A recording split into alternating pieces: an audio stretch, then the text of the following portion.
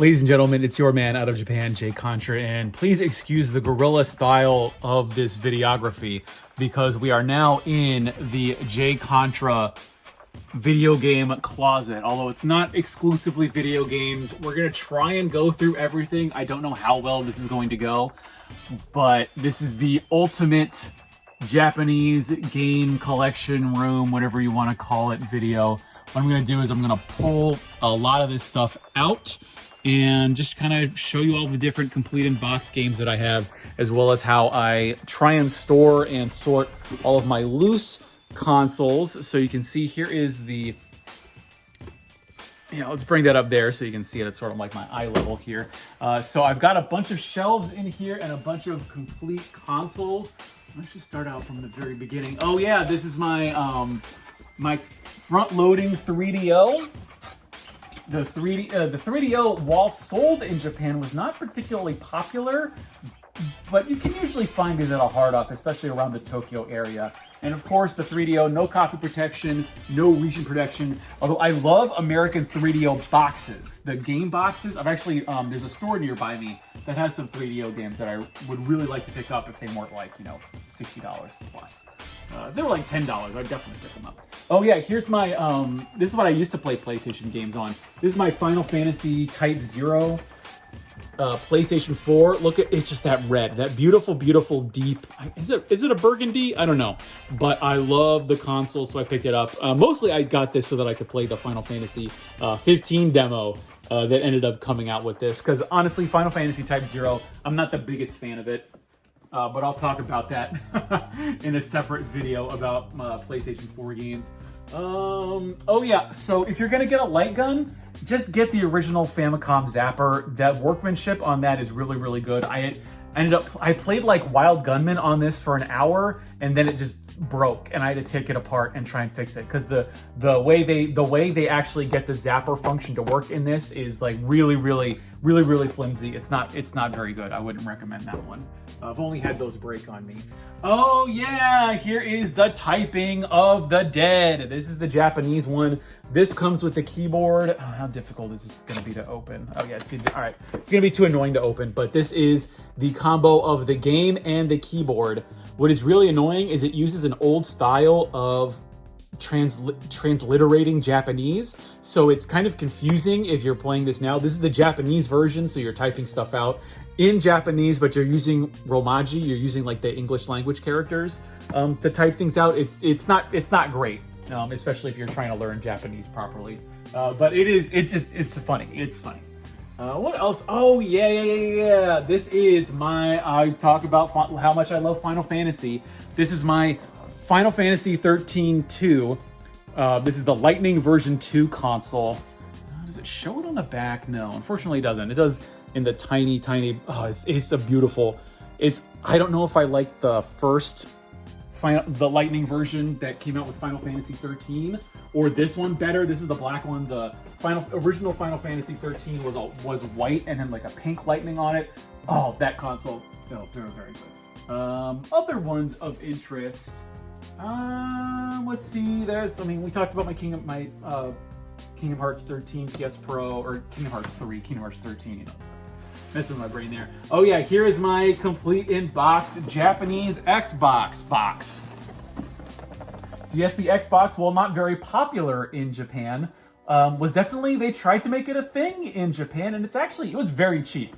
The story behind this was that I found it for like $20 at a used Japanese store. So I took it, I rode the train home with this. But the thing was that I had to take, I usually rode around on a 50cc scooter to go back and forth from the train station to my house. So I ended up having to spend like an extra $10 to ride the bus home because this couldn't fit on my scooter that I would take home. So this actually cost me a little bit extra money to get. So let me put this, come on. Oh, is it the other way?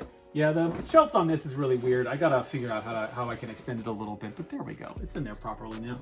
Other ones, speaking of Final Fantasy 13, why don't I talk about my American Xbox 360 that is the Final Fantasy 13 Xbox 360. I picked this up. I was working a summer job and I finally had some cash And so I picked this up summer in college. This is my real entry into the next generation of console gaming, because I'd been a PC gamer for the longest time. And I mean, it's basically just a white Xbox, only it says like Final Fantasy 13 on the hard drive. So it's not that exciting. The box is bitchin' though, I will say. This is back when they actually made good boxes for old systems. So let's put that away. In you go. Oh, all right, this one's real spicy. This is my Neo Geo CD-Z that I found in the junk section of a hard off. I think it was in Saga. This was like $100, and I ended up, so it was in the junk section because it couldn't read discs. So I figured, oh, it's probably a laser problem, and I was correct. So I bought a laser replacement, switched out the laser on this bad boy, and it works good as new. I think it actually had some stickers on it from the previous owner, which I thought was really funny. But there we go. That's my Neo Geo CD-Z that is completed box. It's very difficult to find those, actually. It's the only time I've ever seen it in the box. Other things that I have, look, would also be interesting to show you in here. Oh, this is my I don't talk about my North American games that often, but here's my box of North American games.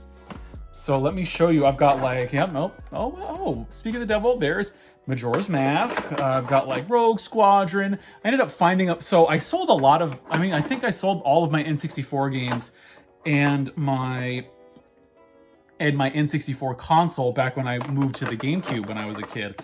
So unfortunately I didn't have those. But then I remember in college I went to this electronics shop, and they had a bunch of these for like $5 a piece. This was back in like 2010 when people were starting to give a shit about retro games, but like not really, so you could still find deals. So a lot of these games I got real cheap. I got very lucky. This copy of Conker's Bad Fur Day, I actually found this in Japan. It is the American copy. It was not released in Japanese, but at some retro shop in the middle of nowhere, Japan had this, probably because someone brought it over from when they came over to live in Japan for a couple years, and they sold it on their way out. That tends to happen. Oh, here's Diddy Kong Racing. Yeah, probably bought that for like $5. And then here's do I still have my? Yeah, so here's my OG copy of Stargate from when I was a kid. I loved the Stargate movie, and then I think my mom did too, and that was the excuse to get this copy of Stargate for the Super Nintendo, although I don't think she ever played it. I think it was only me that was playing it. I got some other newer ones as well that I bought. Oh, here's my OG copy of Super Mario World. And then I've revealed this before on stream, twitch.tv/jcontra, by the way.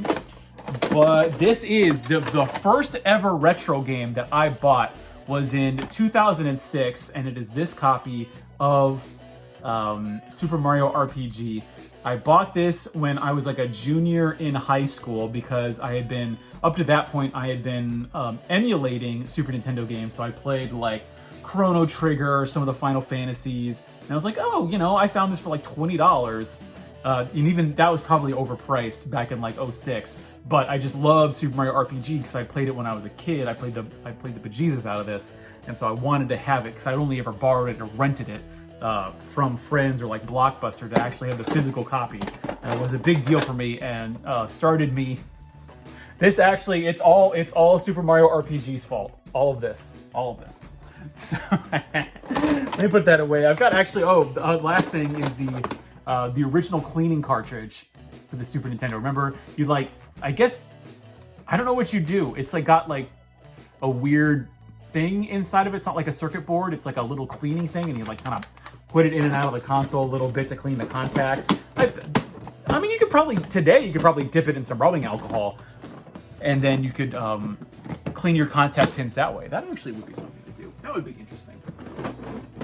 So I have also a bunch of my consoles from when I was a kid. Because in here is this is my GameCube that I had when I was in middle school. That's what is that? Oh, that's the Wii I had. That was my parents trolled me because I'd asked for a Wii in like 07 or 08. And then they didn't say they got it for me, but then I opened it up on Christmas and I was like, oh, I feel like I'm 7 again. It's so exciting.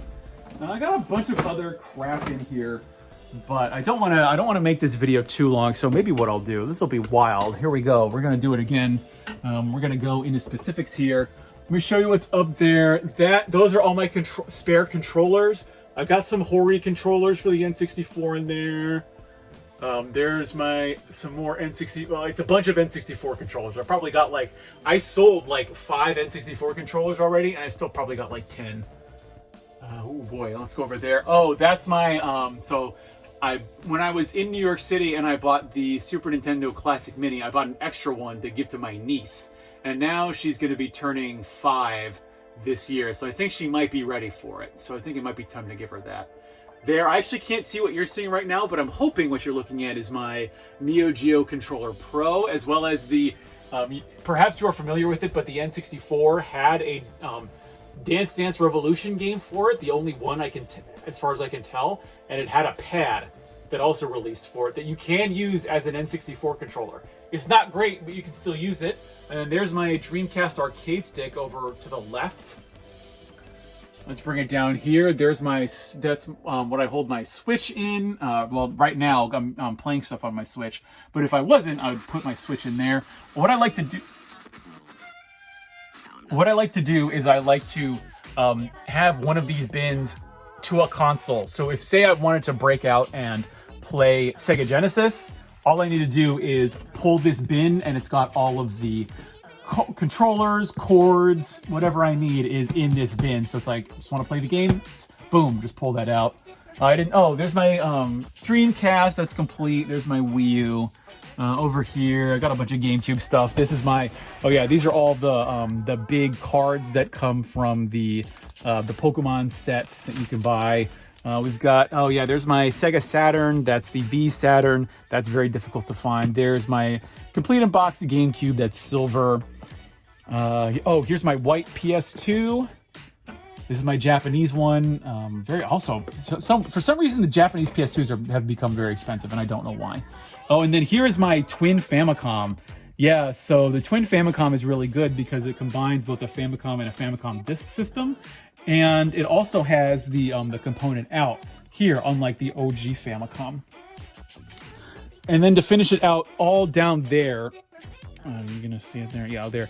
All of those are all of my loose systems that I use that I talked about before with my Switch and my Genesis. If I want to play N64, everything I need to play an N64 is in this box.